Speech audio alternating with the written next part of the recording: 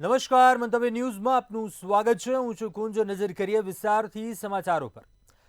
ગાંધીનગરમાં સેક્ટર 1માં બનેલ દુર્ઘટના બાદ પણ તંત્ર ઊંઘતી હાલતમાં જોવા મળ્યું છે। ગઈકાલે સેક્ટર 1માં કૃત્રિમ તળાવમાં બાળકનું મૃત્યુ થયું હતું। ખાડામાં પડી જતા 7 વર્ષીય બાળક મોતને ભેટ્યો હતો। કૃત્રિમ તળાવના નિર્માણમાં કોન્ટ્રાક્ટરે નિયમોનું ઉલ્લંઘન કર્યું હતું। તળાવ માટે ખોદેલા ખાડામાં બાળક ગરકાવ થતા મોત થયું હતું, ત્યારે આજુબાજુમાં ક્યાંય બેરિકેડ કે પ્રોટેક્શન એવું મૂકવામાં આવ્યું ન હતું। આ સાથે જ મંતવ્ય ન્યૂઝની ટીમે પરિસ્થિતિ જાણવા સ્થળની મુલાકાત કરી। મંતવ્ય ન્યૂઝના રિયાલિટી ચેકમાં ચોંકાવનારા દ્રશ્યો આજે જોવા મળ્યા। ઘટના બાદ પણ આજે પણ કોઈ બેરિકેડ કે પ્રોટેક્શન મૂક્યું નથી। આ મામલે મનપાના મેયરે કડક પગલાં ભરીશું તેવી ખાતરી આપી હતી, પરંતુ વિકાસના કામો માટે બનાવેલા નિયમોનું પાલન થઈ રહ્યું નથી। ગાંધીનગરમાં સેક્ટર 1માં આ દુર્ઘટના બની હતી। જોકે હજુ પણ તંત્ર ઊંઘી રહ્યું હોય, નિંદ્રામાં હોય તેમ લાગી રહ્યું છે। ગઈકાલે 7 વર્ષીય બાળકનું આ કૃત્રિમ ખાડામાં ડૂબી જવાથી મોત નીપજ્યું હતું। જોકે તે બાદ પણ હજુ તંત્ર નિંદ્રામાં છે, કેમ કે હજુ પણ કોઈ પ્રોટેક્શન, કોઈ બેરિકેડ મૂકવામાં નથી આવ્યું। ઘટના બાદ અનેક કલાકો વીતી ચૂક્યા છે, તે બાદ પણ હજુ પણ કોઈ એવા સાવચેતીના પગલાં નથી લેવામાં આવ્યા। મનપાના મેયરે કડક પગલાં ભરીશું તેવી ખાતરી આપી હતી, પરંતુ દ્રશ્યો જે જોવા મળ્યા તેને જોતા ક્યાંક લાગી રહ્યું છે કે વિકાસના કામો માટે નિયમોનું ઉલ્લંઘન થઈ રહ્યું છે, નિયમોનું પાલન કરવામાં નથી આવી રહ્યું અને તંત્ર હજુ પણ નિંદ્રામાં છે। ગાંધીનગર સેક્ટર 1માં ગઈકાલે દુર્ઘટના બની હતી। 7 વર્ષીય બાળકે જીવ ગુમાવ્યો હતો। જો કે તે બાદ પણ તંત્ર હજુ ઘોર નિંદ્રામાં છે।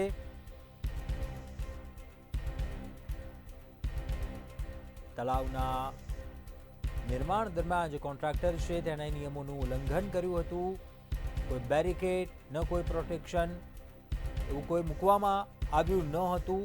જો કે ઘટના બાદ અનેક કલાકો વીતી ચૂક્યા છે, તો પણ તંત્ર હજુ ઘોર નિંદ્રામાં હોય તેમ લાગી રહ્યું છે। મેયર દ્વારા જણાવવામાં આવ્યું હતું ઘટના બાદ કડક કાર્યવાહી થશે, પગલાં લેવામાં આવશે, પરંતુ ઘટનાના અનેક કલાકો વીતી ચૂક્યા છે। મંતવ્ય ન્યૂઝની ટીમે આજે સ્થળ ઉપર જઈને રિયાલિટી ચેક કર્યું હતું, પરંતુ આજે પણ મંતવ્ય ન્યૂઝના કેમેરામાં ચોંકાવનારા દ્રશ્યો કેદ થવા જોવા મળ્યા, કેમ કે ઘટનાના અનેક કલાકો વીતી ચૂક્યા છે અને હજુ પણ તંત્ર ઘોર નિંદ્રામાં છે। અધિકારીઓ નિંદ્રામાં હોય તેમ લાગી રહ્યું છે, કેમ કે હજુ પણ કોઈ એવું બેરિકેડ મૂકવામાં નથી આવ્યું, કોઈ એવું પ્રોટેક્શન મૂકવામાં નથી આવ્યું કે ફરી આ પ્રકારની કોઈ ઘટના કે આ પ્રકારનો કોઈ બનાવ ન બને। ગાંધીનગર સેક્ટર 1માં જે તળાવનું નિર્માણ ચાલી રહ્યું છે, જેની અંદર ગઈકાલે એક 7 થી 8 વર્ષનું ફૂલ જેવું બાળક ગરકાવ થઈ ગયું હતું ને તેનું મૃત્યુ થયું હતું।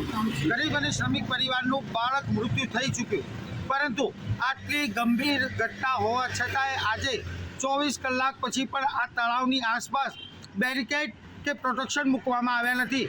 એટલે એવું મનાઈ રહ્યું છે કે કોન્ટ્રાક્ટર અને મહાનગરપાલિકાનું તંત્ર આવા કોન્ટ્રાક્ટરો બેરિકેડ નહીં ગોઠવીને અન્ય દુર્ઘટના બને તેની રાહ જોવે છે કે શું, આવી અનેક ચર્ચા ચાલે છે। આજે મંતવ્ય ન્યૂઝની ટીમે 24 કલાક પછી જે તે પરિસ્થિતિનું ચેકઅપ કર્યું, જે પરિસ્થિતિ હતી તે જાણવાનો એક પ્રયાસ કર્યો। તેની અંદર 24 કલાક દુર્ઘટના પછી પણ હજુ તળાવ જેમનું તેમ ખુલ્લું મૂકવામાં આવ્યું છે। તેની ફરતે નિયમો મુજબ જે પ્રોટેક્શન મૂકવું પડે, બેરિકેડ ગોઠવવા પડે, તેવી કોઈ જ વસ્તુ આ તળાવમાં જોવા મળતી નથી। ગઈકાલે ગાંધીનગરના મહાનગરપાલિકાના મેયર મીરાબેને કોન્ટ્રાક્ટર સામે કાર્યવાહી કરવાની વચન પણ આપ્યું હતું, છતાંય હજુ સુધી તેના વિરુદ્ધ કોઈ કાર્યવાહી થઈ નહીં હોવાના અહેવાલ છે। એટલું જ નહીં, નવાઈની વાત એ છે કે આટલી મોટી દુર્ઘટના બની હોવા છતાંય તળાવ ખુલ્લું કેમ રાખવામાં આવ્યું છે તે નગરજનો પૂછી રહ્યા છે।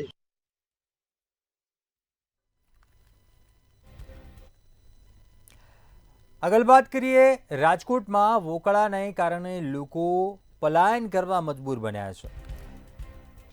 માવડી વિસ્તારમાં વોકળાને કારણે લોકોને હાલાકી પડી રહી છે। વોર્ડ નંબર 11માં આવેલી કાવેરી માટેલ શિવમ સહિતની સોસાયટીમાં વોકળાનું પાણી ઘર સુધી પહોંચી જતા રહીશો ત્રાહિમામ પુકારી ઉઠ્યા છે. વરસાદમાં વોકળાનું અને ગટરનું પાણી ભળી જાય છે, તેમજ આ અંગે કોર્પોરેશન કે કોર્પોરેટર દ્વારા કામગીરી કરવામાં આવતી નથી. ત્યારે વોકળામાં પહોળી પાઇપલાઇન મૂકવા લોકો દ્વારા માંગ કરવામાં આવી છે. રાજકોટમાં વોકળાને કારણે સ્થાનિક લોકો મુશ્કેલીનો સામનો કરી રહ્યા છે, જેને લઈને આસપાસ આવેલી સોસાયટીના જે રહીશો છે તે પલાયન કરવા મજબૂર બન્યા છે. રાજકોટમાં ચોમાસાની શરૂઆત થઈ ચૂકી છે અને લોકોની સમસ્યાની પણ શરૂઆત થઈ ચૂકી છે. મવડી વિસ્તારની જ વાત કરવામાં આવે તો મવડીના કેટલીક જે સોસાયટીઓ છે ત્યાં વોકળાનું પાણી ભરી જતા હાલ અત્યારે જે સોસાયટી વાસીઓને સમસ્યા વેઠવી પડે છે. મહત્વની બાબત એ છે કે અનેક વખત આને લઈને રજૂઆત છે તે કોર્પોરેશનમાં કરવામાં આવી છે, છતાંય કોઈ પણ પ્રકારની કાર્યવાહી છે તે કોર્પોરેશન દ્વારા કરવામાં નથી આવી. મવડી વિસ્તારમાં જ આવેલી કાવેરી સોસાયટી, માટેલ સોસાયટી સહિતની જે સોસાયટીઓ છે તેઓના રહીશોની સ્પષ્ટ માંગણી છે કે જે વોકળો આવેલો છે તે વોકળામાં પાઇપલાઇન છે તે નાખવામાં આવે, કારણ કે તેના જ કારણે જે પાણી છે તે ઊંચું આવીને તેમના ઘર સુધી પહોંચે છે અને ખૂબ જ દુર્ગંધ આવે છે તેમના તે વિસ્તારમાં. અને ખાસ કેટલાક જે સોસાયટીઓના રહીશો છે તે પલાયન થવા માટે પણ મજબૂર બન્યા છે. ચોક્કસથી કોર્પોરેશન હોય કે પછી કોર્પોરેટર હોય, તેમના દ્વારા કોઈ પણ પ્રકારની જે કામગીરી છે તે નથી થતી અને તેના જ કારણે સોસાયટીના જે રહીશો છે તેઓએ આક્રોશ વ્યક્ત કર્યો છે.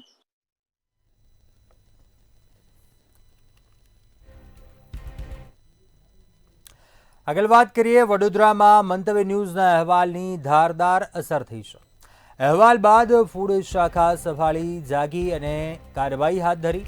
આરોગ્ય વિભાગ સાથે પોલીસ વિભાગે પણ ચેકિંગ હાથ ધર્યું છે. શહેરની વિવિધ કોલેજો અને હોસ્ટેલમાં પણ સઘન ચેકિંગ કરવામાં આવ્યું છે. આરોગ્ય વિભાગની 2 ટીમો દ્વારા સજ્જડ કાર્યવાહી શરૂ કરી છે. ત્યારે વિશ્વવિખ્યાત MS યુનિવર્સિટીના વિવિધ કેન્ટીનમાં ચેકિંગ કરવામાં આવ્યું હતું.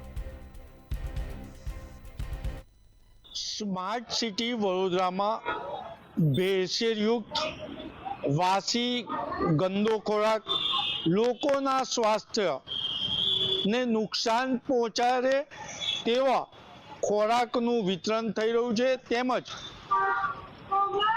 ગુજરાત સરકારનું ફૂડ ક્વોલિટી માટે જે એક પરિપત્ર બહાર પાડ્યો છે, એ પરિપત્રમાં જણાવવામાં આવ્યું છે કે હોટલ, રેસ્ટોરન્ટ, લારી, ખાદ્ય પદાર્થ વેચતા લોકોએ બટર, ચીઝ, પનીર, ચોખા, તેલ કઈ કંપનીનું વાપરે છે તે ગ્રાહકોને દેખાય તેવું જાહેરમાં બોર્ડ લગાવવું પડશે અને જે ખાદ્ય સામગ્રી વાપરતા હોય તેનું બિલ પણ ત્યાં હાજર રાખવું પડશે.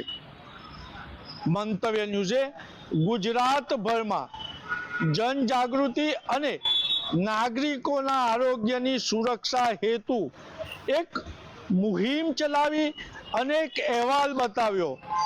એના પડઘા વડોદરા શહેરમાં પણ પડ્યા. મંતવ્ય ન્યૂઝના અહેવાલના પડઘા વડોદરા ફૂડ વિભાગના ઇન્સ્પેક્ટરો આજે કાર્યરત થયા. 2 ટીમ બનાવી અને દેશનું ભવિષ્ય જ્યાં ગરીબ ભણતર લઈ રહ્યા છે એવી મહારાજા યુનિવર્સિટીમાં ચેકિંગ કર્યું. સમરસ ગર્લ્સ હોસ્ટેલને દંડ પણ ફટકાર્યો છે, નોટિસ પણ આપી છે અને દેશનું ભવિષ્ય જે ખોરાક ખાઈ રહ્યું છે એ સુરક્ષિત છે કે કેમ એનું ચેકિંગ કર્યું છે. સાથે સાથે મંતવ્ય ન્યૂઝ મીડિયાના અહેવાલનો પડઘો ગુજરાતના સિનિયર ધારાસભ્ય યોગેશ પટેલ પર પણ પડ્યો છે.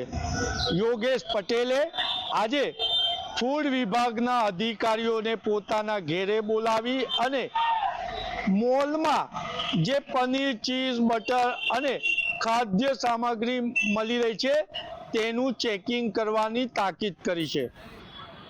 ત્યારે આજે વડોદરા શહેરમાં એક ચર્ચા ચાલી કે યોગેશ પટેલ ગુજરાતના સિનિયર ધારાસભ્ય છે, તેમને એક કહેવતને અનુસરવું જોઈએ. ગુજરાતના ધારાસભ્ય યોગેશ પટેલને એક કોર્પોરેટર મહાનગરપાલિકામાં ચર્ચા કરતા હતા. યોગેશ પટેલની બાઇટ જોતા કે યોગેશ પટેલે ઇંગ્લિશમાં કહેવત છે, ચેરિટી બિગેન એટ હોમ, એટલે સારા કામની શરૂઆત પોતાના ઘરેથી કરવી જોઈએ. એટલે ટોનો એ હતો કે યોગેશ પટેલ ફૂડ વિભાગના અધિકારીને જે મોલમાં ચેકિંગ કરવાનું કહે છે, તેમના ખાસ મિત્ર પિયુષભાઈની ગ્રાન્ડ મર્ક્યુરી સૂર્યા પેલેસમાં ગુજરાત સરકારના પરિપત્રનો અમલ થાય છે કે કેમ એનું ચેકિંગ કરાવશે યોગેશભાઈ પટેલ. અને ખાનગીમાં ચર્ચા એવી છે કે એમને થોડા દિવસ પહેલા એવો જ ખોરાક ખાધો હતો અને પેટની બીમારી થઈ હતી, એના લીધે હોસ્પિટલાઇઝ થયા હતા અને પોતાની બીમારી થી જ્ઞાન મેળવી અને ફૂડ ઇન્સ્પેક્ટરોને ઘરે બોલાવ્યા છે. યોગેશ પટેલ ખાસ માનીતી ચેનલોને જ બાઇટ આપે છે, અન્ય ચેનલવાળા ફોન કરે તો ફોન ઉઠાવતા પણ નથી. સારી વાત છે, જાગ્યા ત્યાંથી સવાર. પરંતુ શહેરમાં ચર્ચા છે યોગેશભાઈ કે શું ગ્રાન્ડ મર્ક્યુરી સૂર્યા પેલેસ હોટલમાં ફૂડ વિભાગના ઇન્સ્પેક્ટરોને લઈ જઈ અને ગુજરાત સરકારનો જે પરિપત્ર છે કે હોટલમાં કયું પનીર વેચવામાં આવે છે, કયું બટર, ચીઝ, ખાદ્ય પદાર્થ, ખાદ્ય સામગ્રી કે તેલ, તેનું ચેકિંગ તમે શરૂઆત તમારા મિત્રની હોટલ પરથી કરાવશો. વડોદરા શહેરમાં આજે પણ અનેક જગ્યાએ ખુલ્લો ખોરાક મળી રહ્યો છે, પરંતુ ફૂડ ઇન્સ્પેક્ટરોની અછત છે તેવું ખાનગીમાં અધિકારી કહે છે. કારણ કે યોગેશ પટેલ ગુજરાત સરકારમાં સિનિયર ધારાસભ્ય છે. ખરેખર તો સરકારમાં એમને રજૂઆત કરી અને ફૂડ ઇન્સ્પેક્ટરોની પૂરી માત્રામાં નિમણૂકો કરાવી જોઈએ, પરંતુ પોતાના જ મતલબ માટે યોગેશ પટેલ બોલે છે. અને મંતવ્ય ન્યૂઝના અહેવાલ બાદ આજે ફૂડ વિભાગ જાગ્યું છે તેવું સ્માર્ટ સિટીમાં ચર્ચા છે.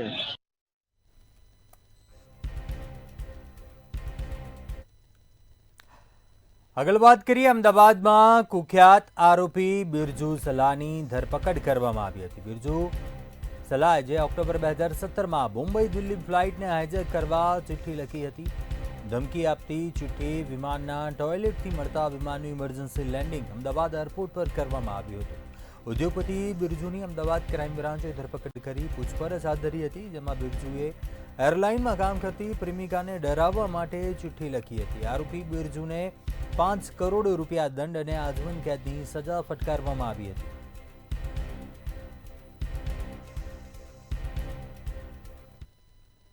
ચોક્કસથી કુખ્યાત આરોપી બિરજુ સલ્લા આખરે ક્રાઇમ બ્રાન્ચના હાથમાં ઝડપાઈ ગયો છે. બિરજુ સલ્લા કે જે મહારાષ્ટ્રની અંદર પોન્જી સ્કીમ ચલાવતો હતો અને તેના કેસમાં તે છેલ્લા ઘણા સમયથી વોન્ટેડ પણ હતો. આ ઘટનાની જાણ જ્યારે ક્રાઇમ બ્રાન્ચને મળી ત્યારે ક્રાઇમ બ્રાન્ચને માહિતી મળતાની સાથે જ તેમણે બાતમીના આધારે અમદાવાદની એક હોટલમાંથી બિરજુ સલ્લાને ઝડપી પાડ્યો છે. બિરજુ સલ્લા પોતે એક ઉદ્યોગપતિ છે અને સાથે જ તેણે અગાઉ પણ કેટલાક મોટા કારનામાઓ કર્યા છે. અત્યારે હાલમાં જે રીતે તેણે કરોડો રૂપિયાની પોન્જી સ્કીમનું કૌભાંડ કર્યું અને ત્યારબાદ તે નાસ્તો ફરતો હતો, ત્યારે મહારાષ્ટ્ર પોલીસની સાથે સાથે ગુજરાત પોલીસ પણ તેને શોધી રહી હતી. આ કેસમાં અત્યારે તે પકડાઈ તો ગયો છે. હવે તપાસ દરમિયાન કેટલા મોટા કૌભાંડો બહાર નીકળે છે તેની તપાસ હવે પોલીસ હાથ ધરશે. પરંતુ બીજી તરફ વાત કરીએ તો બિરજુ સલ્લાએ એક મોટું કૌભાંડ 2017માં પણ કર્યું હતું અને ત્યારે તે ખૂબ જ વિવાદમાં આવ્યો હતો. 2017ની અંદર તેણે મુંબઈ દિલ્હીની ફ્લાઇટમાં હાઇજેક કરવાની ધમકી આપી હતી. બિરજુ સલ્લાએ ફ્લાઇટની અંદર આવેલા ટોયલેટમાં એક ચિઠ્ઠી મૂકી હતી, જેની અંદર લખ્યું હતું કે આ ફ્લાઇટને હાઇજેક કરી લેવામાં આવશે. આ ઘટનાની જાણ થતાની સાથે જ ફ્લાઇટને તાત્કાલિક અમદાવાદ એરપોર્ટ પર લેન્ડિંગ કરવામાં આવી હતી અને ત્યારબાદ 119 મુસાફરો છે જે ચિંતામાં મુકાયા હતા, તે તમામની ચિંતાઓને ક્યાંક તે લોકોને સેફ મૂકવામાં આવ્યા બાદ તેમને ક્યાંક ને ક્યાંક હાશકારો થયો હતો. પરંતુ આ તમામ ઘટનાક્રમને ધ્યાનમાં રાખી અને નામદાર કોર્ટે બિરજુ સલ્લાને તે સમયે આજીવન કેદ અને સાથે જ 5 કરોડ રૂપિયાનો દંડ કર્યો હતો. આ ઘટનાની પાછળ તપાસ કરતા જાણવા મળ્યું હતું કે બિરજુ સલ્લાએ આવું કરવા પાછળનું કારણ એ છે કે એક એર હોસ્ટેસ તેની ગર્લફ્રેન્ડ હતી અને તે તેને મળતી ન હતી અને તેના લગ્ન થઈ ગયા હતા. એટલા માટે જ તેને પરેશાન કરવા માટે તેણે આ સમગ્ર કાવતરું રચ્યું હતું અને એટલા માટે તેણે પ્લેનમાં હાઇજેક કરવા માટેની ચિઠ્ઠી મૂકી અને ત્યારબાદ તેણે અનેક લોકોના જીવને તાળવે ચોંટાડ્યા. પરંતુ અત્યારે હાલમાં આ તમામ કેસની અંદર બિરજુ સલ્લાને છૂટ્યા બાદ ફરી એકવાર બિરજુ સલ્લા વિવાદમાં આવ્યો છે અને તેણે પોન્જી સ્કીમને લઈને કરોડો રૂપિયાનો લોકોને ચૂનો લગાવ્યો હોય તેવી હકીકત અત્યારે સામે આવી છે. અને તે જ કેસના અંતર્ગત મહારાષ્ટ્રમાં જે ગુનો નોંધાયો છે તેને લઈને ક્રાઇમ બ્રાન્ચને મોટી સફળતા મળી છે અને ક્રાઇમ બ્રાન્ચે અમદાવાદની એક હોટલમાંથી આ અઠંગ આરોપી અને ખાસ કરીને ભીજાબાજને અમદાવાદની હોટલમાંથી પકડી લીધો છે અને આ બિરજુ સલ્લાને પકડી અને હવે હકીકતની મૂળ સુધી પહોંચવા માટેની કવાયત શરૂ કરી છે. બિરજુ સલ્લાએ કયા કયા કૌભાંડો કર્યા છે, આ પોન્જી સ્કીમ કેવી રીતે ઓપરેટ કરતો હતો અને તેની સાથે અન્ય કેટલા લોકો જોડાયેલા છે, તે તમામ હકીકતો જાણવા માટે થઈ અને હવે પોલીસે તપાસનો દોર શરૂ કર્યો છે અને સાથે જ મહારાષ્ટ્ર પોલીસને બિરજુ સલ્લાની ધરપકડની જાણ પણ કરી છે.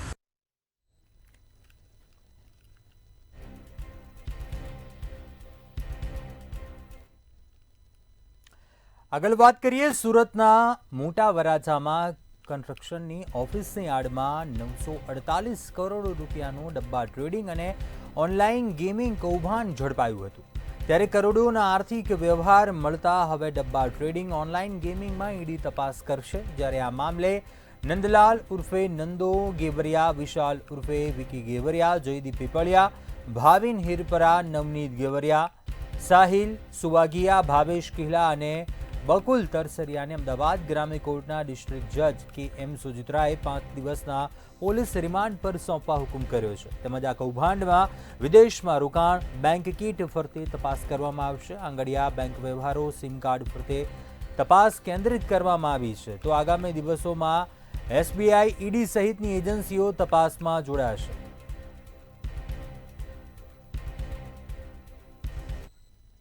સુરત એસઓજી દ્વારા એક મસ્ત મોટું ઓપરેશન પાર પાડવામાં આવ્યું હતું. ઓનલાઈન ટ્રેડિંગ અને ગેમિંગની અંદર 943 કરોડના જે વ્યવહાર પકડાયા હતા, આર્થિક વ્યવહાર આજે પકડાયા, એને લઈને હવે ઈડી તપાસમાં લાગી ગઈ છે. વ્યવહારિક છે કે મસ્ત મોટા આર્થિક વ્યવહારો પકડાઈ ગયા હતા.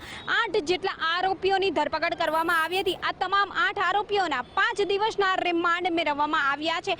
એટલું જ નહીં, આર્થિક વ્યવહાર મળતા જે છે હવે ઈડી તપાસમાં જોડાઈ ગઈ છે. વાત છે સુરતની. સુરત ખાતે જે વરાછા લજામણી ચોક આવ્યું છે, ત્યાં એક જે ડેવલપર્સ છે તેના નામે આ આખું તેની આડમાં કૌભાંડ ચાલતું હતું, જેનો પર્દાફાશ સુરતની એસઓજી દ્વારા કરવામાં આવ્યો હતો. વ્યવહારિક છે કે એસઓજી પોલીસ દ્વારા 943 કરોડના આર્થિક વ્યવહાર પણ પકડી પાડવામાં આવ્યા હતા અને 8 જેટલા આરોપીઓની ધરપકડ કરવામાં આવી હતી. તેમના રિમાન્ડ પણ મેળવવામાં આવ્યા છે. આ ગેંગ છેલ્લા 10 વર્ષથી સક્રિય હોવાનું પણ જણાવવામાં આવી રહ્યું હતું. પોલીસે જ્યારે માહિતી આપી હતી, વ્યવહારિક છે કે એની અંદર આર્થિક વ્યવહારીઓનો પણ ઉલ્લેખ કરવામાં આવ્યો હતો. જે આર્થિક વ્યવહાર મળી આવ્યા હતા તેમાં આંગડિયા બેંક વ્યવહાર, સિમ કાર્ડ, લેપટોપ, આ તમામ વસ્તુઓનો કબજો પણ પોલીસે મેળવ્યો હતો અને આની સાથે જ આરોપીઓની પૂછપરછ પણ શરૂ કરી દીધી હતી. પરંતુ આંગડિયાનો એની અંદર ઇન્વોલ્વમેન્ટ અને આ સાથે બેંકોનો ઇન્વોલ્વમેન્ટ, અલગ અલગ એકાઉન્ટમાં રોકડ રૂપિયા પણ ત્યાંથી મળી આવ્યા હતા અને આ સાથે કરોડો રૂપિયાનો જે કાંડ પકડાયો, જેનો પર્દાફાશ એસઓજીએ કર્યો, તેની અંદર ઈડીની તપાસ તો વ્યવહારિક જ છે કે થવાની જ હતી. પરંતુ ક્યાંક ને ક્યાંક આ જે કન્સ્ટ્રક્શનની ફાર્મની આડમાં આજે ચાલતું કૌભાંડ હતું, એનો પર્દાફાશ કરવામાં આવ્યો હતો અને આ પર્દાફાશની અંદર ક્યાંક ને ક્યાંક 8 આરોપીઓની પૂછપરછમાં અન્ય નવા ખુલાસાઓની પણ શક્યતા સેવાઈ રહી છે, જેને લઈને ઈડી તપાસમાં લાગી ગઈ છે. પરંતુ 943.37 કરોડ રૂપિયાના ગેરકાયદેસર ડબ્બા ટ્રેડિંગ, ઓનલાઈન સટ્ટાબાજીના રેકેટની અંદર ક્યાંક ક્રિકેટ તો ક્યાંક ટેનિસ, અન્ય જે ગેમો છે એની ઉપર સટ્ટો લગાડવામાં આવ્યો હતો, જેની બાતમી સુરતની જે એસઓજી પોલીસ છે તેમને મળી હતી. તો સાથે સનરાઈઝ ડેવલપર્સના નામે આખું આ રેકેટ ચલાવવામાં આવ્યું હતું. એની આડમાં આખું આ રેકેટ, જેને લાઈવ રેડનો વિડીયો એસઓજીનો સામે આવ્યો હતો કે કઈ રીતે એસઓજીએ રેડ કરી હતી અને કઈ રીતે ત્યાંથી રોકડ રકમ પણ મળી આવી હતી.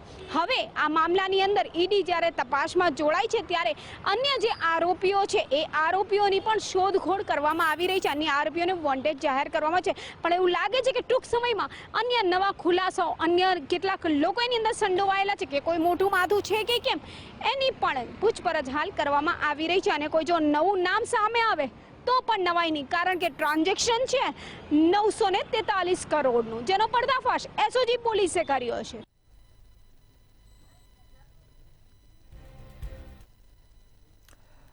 અમદાવાદના રખિયાલમાં નૂતન ભારતી વિદ્યાલયમાં વાલી ઉપર હુમલાની ઘટના સામે આવી. અમદાવાદના રખિયાલની નૂતન ભારતી વિદ્યાલયમાં વાલી તેમની દીકરીનું લિવિંગ સર્ટિફિકેટ લેવા ગયો હતો, જ્યારે સ્કૂલના ક્લાર્ક કમ શિક્ષક શબ્બીર દ્વારા લાફો મારવામાં આવ્યો હતો. સમગ્ર ઘટનાને લઈ વિરુદ્ધ પોલીસ ફરિયાદ નોંધાવવામાં આવી હતી. ત્યારે હુમલાના વિરુદ્ધમાં સ્વનિર્ભર શાળા સંચાલક મંડળ દ્વારા કલેક્ટરને અને ડીઈઓને આવેદનપત્ર આપવામાં આવ્યું હતું. ત્યારબાદ હાજી મુસ્તાકે તેના ખિસ્સામાંથી છરી કાઢીને શબ્બીર શેખના માથાના ભાગે છરી મારી દીધી હતી અને શબ્બીર શેખને સારવાર માટે હોસ્પિટલ ખસેડવામાં આવ્યા હતા. ત્યારે અન્ય એક સ્ટાફને પણ ઈજા પહોંચી હતી. સમગ્ર ઘટનાને લઈ રખિયાલ પોલીસ સ્ટેશનમાં શબ્બીરે હાજી મુસ્તાક વિરુદ્ધ પોલીસ ફરિયાદ નોંધાવી છે. જ્યારે આ ઘટનાના પડઘા ભાવનગરમાં પણ પડ્યા છે અને હુમલાના વિરોધમાં સ્વનિર્ભર શાળા સંચાલક મંડળ દ્વારા કલેક્ટરને અને ડીઈઓને આવેદનપત્ર પાઠવ્યું અને માંગણી કરવામાં આવી છે કે સંચાલકને શિક્ષકોને અસામાજિક તત્વોથી રક્ષણ આપવા સરકાર ખાસ એસઓપી બનાવે તથા યોગ્ય કાયદાકીય રક્ષણ આપે તે અનિવાર્ય બન્યું છે, જે માટે મહામંડળ દ્વારા મક્કમ રજૂઆતો કરવાનું નક્કી થયું છે.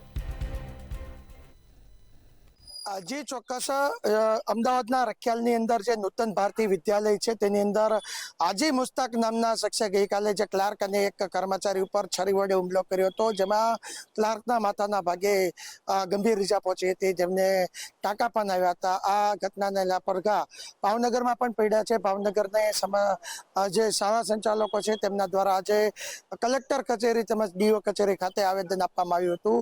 આવેદન આપવામાં તેમના જે શાળા સંચાલકો છે તેમની માંગણી હતી કે જે શાળાની અંદર અવારનવાર આવા ઘટનાઓ સામે આવી છે કે વાલીઓ હથિયાર સાથે શાળામાં ઘસી આવ્યા છે અને હુમલાઓ કરે છે. ભાવનગરમાં પણ તાજેતરમાં વિદ્યાર્થી ઉપર હુમલો થયો હતો, જેમાં પણ છરી વડે વિદ્યાર્થીની ઉપર વાલી દ્વારા હુમલો કરવામાં આવ્યો હતો. ત્યારે રખિયાલમાં પણ ફરી એક વખત જે હુમલાની ઘટના સામે આવી છે તેને લઈને આવેદન આપવામાં આવ્યું હતું અને શાળાની અંદર વાલીઓ આવતા હોય તેની વિરુદ્ધમાં જો આવા કોઈ કૃત્ય કરે તો તેની માટે ખાસ કરીને એસઓપી બનાવવામાં આવે તે પણ માંગ છે. સાથે જ જે શાળા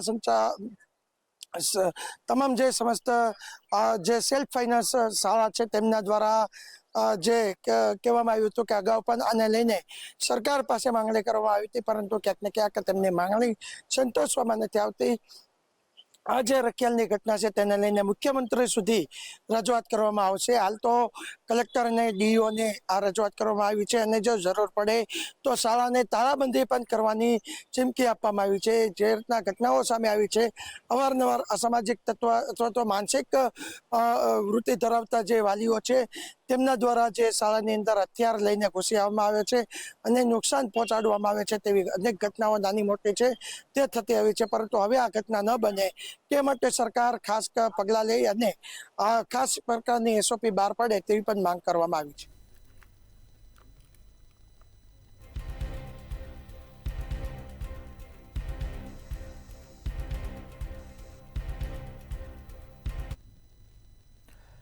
ગુજરાતના શિક્ષણ વિભાગ દ્વારા વિદ્યાર્થીઓ માટે એક મહત્વપૂર્ણ નિર્ણય લેવામાં આવ્યો છે. હવેથી રાજ્યની તમામ પ્રાથમિક શાળાઓમાં બેગલેસ ડે અને આનંદાયી શનિવાર અમલી થશે, જે અંતર્ગત હવેથી શનિવારે વિદ્યાર્થીઓને શાળામાં બેગ લઈ જવામાંથી મુક્તિ મળશે. દર શનિવારે બેગલેસ ડે અંતર્ગત પ્રવૃત્તિ શાળામાં કરાવવામાં આવશે. એકમ કસોટી બાબતે નિર્ણય આવ્યા બાદ પ્રાથમિક શાળામાં કરવાની થતી પ્રવૃત્તિ પર સ્પષ્ટતા થશે અને હાલ ચાલી રહેલા જુલાઈ મહિનાથી જ દર શનિવારે બેગલેસ ડે આનંદાયી શનિવાર પર અમલવારી કરવા તમામ પ્રાથમિક શાળાઓને શિક્ષણ વિભાગ તરફથી સૂચના આપવામાં આવી છે.